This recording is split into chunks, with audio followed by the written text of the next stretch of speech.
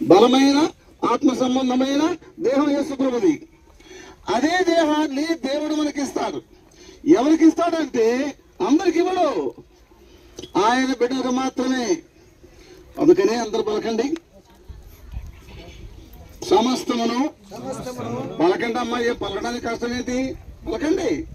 సమస్తమును తనకు లోపరుచుకున్న జాలిన శక్తిని బట్టి ఆయన మన దేవ శరీరమును తన మహిమ గల శరీరమునకు సమరూపము గల దానిగా మార్చును. యేసు ప్రభు యొక్క దేహం ఏ రూపంలో ఉంటుందో ఆయన నమ్మినటువంటి బిడ్డలమైనటువంటి మన దేహం కూడా అటువంటి సమానమైన రూపంలోకి దేవుడు మారుస్తాడు. మన రాజమ్మ సిస్టర్ యొక్క దేహాన్ని ఆ రూపంలో మారుస్తాడు. నీ దేహం నా దేహాన్ని కూడా మారుస్తాడు. ఈ దేహము ఈ లోకంలో జీవించడానికి సరిపోయే దేహం. ఇది తల్లిదండ్రుల ద్వారా దేవుడు మనకి ఇచ్చాడు. 70 ఏళ్ళు, 80 ఏళ్ళు, 100 ఏళ్ళు, 90 ఏళ్ళు, 110 ఏళ్ళు కూడా బతుకుతున్నారు.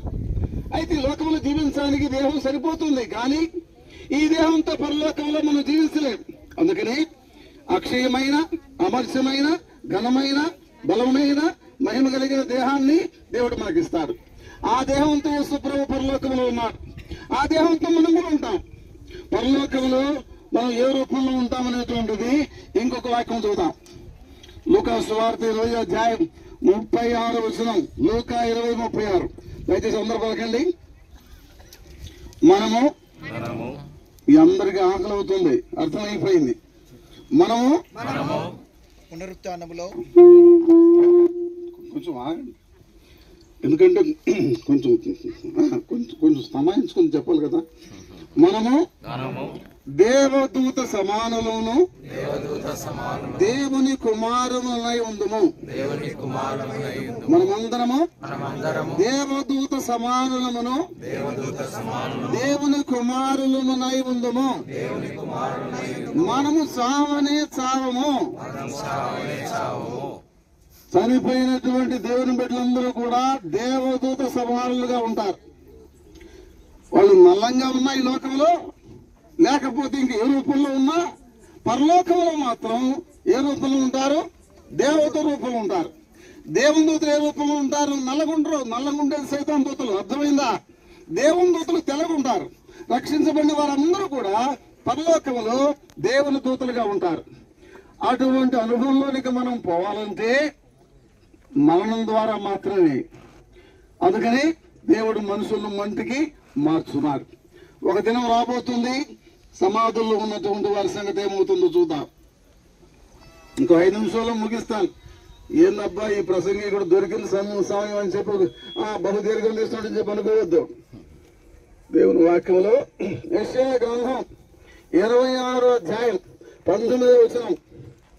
యెషయా గ్రంథం 26వ అధ్యాయం 19వ వచనం. మృతులైన నీ వారు బ్రతుకుదురు, చదవండి. నా వారి శవములు సజీవములు. మృతులైన నీ వారందరూ బతుకుదురు, నా వారి శవములు సజీవములను. మృతులైన వారందరూ కూడా మళ్ళీ బతుకుతారు. మనల్ని దేవుడు బతికిస్తాడు. ఈ శవాలన్నీ కూడా సజీవం అవుతాయి.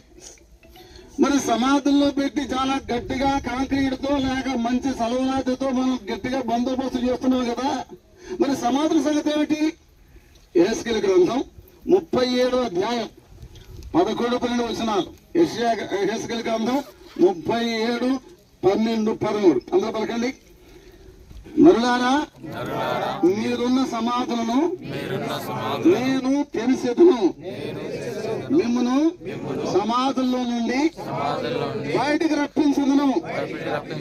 మనం ఎంత జాగ్రత్తగా సమాధి చేయబడినా ఒక దినం దేవుడు సమాధుల్లో నుంచి దేవుడు తెలిసి బయట తీసుకొస్తాడు.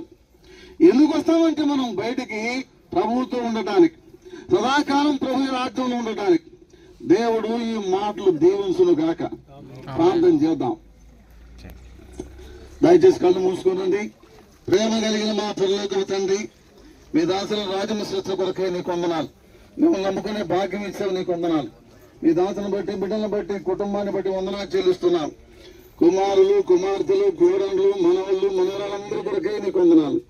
ప్రభువు నందు మృతులందు మృతులు ధన్యులు. వారు తమ ప్రయాసమును మాని విశ్రాంతి పొందుదురు. వారి క్రియలు వారి వెంట పోవును అని సెలవిచ్చిన మాట కొరకే నీకు వందనాలు. ప్రభువు నందు మృతి పొందడానికి మీ దాతలకు ఇచ్చిన ధన్యత కొరకే నీకు స్తోత్రాలు. ఈ లోకంలో తండ్రి లక్ష్యంలోకి నడిపించావు. ఈ దేహంలో తండ్రి మహిమేశ్వర్యాన్ని ఉంచావు, పరిశుద్ధాత్మను ఉంచావు, రక్షణ భాగ్యం ఇచ్చావు, విమోచించావు, నీతిమంతురాలుగా తీర్చావు. అంత మాత్రమే కాకుండా ప్రభా నీ పరలోక పిలుపు నిన్నటి దినం మీరు దాతలకు దయచేశావు. మేము తండ్రి మీ నామం పేరట మంటికి మంటగా మార్చడానికి మీ దాసరాల యొక్క దేహాన్ని తీసుకుని వచ్చాం. దయగల తండ్రి నీవు సెలవిచ్చిన రీతిగా నీవే మనుషులను మంటికి మార్చే దేవుడు. ఈ మంటిలో ఉన్నటువంటి శవములన్నీ కూడా సజీవములను సెలవిచ్చిన దేవుడు. అంత మాత్రమే కాకుండా ప్రభువా నీవు సెలవిచ్చిన వాగ్దానం మీరున్న సమాధులను నేను తెలిసేదను అని సెలవిచ్చావు. ఒక దినం మేము మాకు ఇచ్చిన నిరీక్షను బట్టి మిమ్మల్ని స్తుతిస్తూ కనపరుస్తూ ఉన్నాం.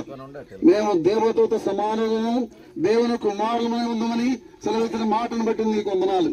అంత మాత్రమే కాకుండా ప్రభువా మా దేహం మీ దేహముతో సమానమైన దేహముగా మార్చబోతున్నందుకే నీకు వందనాలు చెల్లిస్తున్నాను.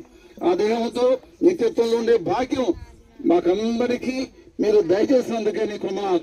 ఎవరు ఇంకా ఈ నిరీక్షణలోకి రాలేదో వారి కొరకు ప్రార్థన చేస్తున్నాను. తండ్రి వారి జీవితాలు మార్చబడి మిమ్మల్ని అంగీకరించి మీ రక్షణ భాగ్యం అనుభవించి నీ రాజ్యంలో ప్రవేశించినట్లుగా ఇక్కడ చేరిన వారందరికీ నీ కృప అనుగ్రహించండి. యేసు క్రీస్తు నామమున ప్రార్థన చేసి వేడుకుంటున్నాము తండ్రి. ఆమేన్.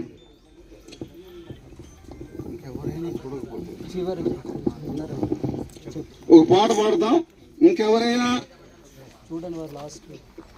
చూడని వారు ఉంటే చూసిన వాళ్ళు మళ్ళీ రావద్దు.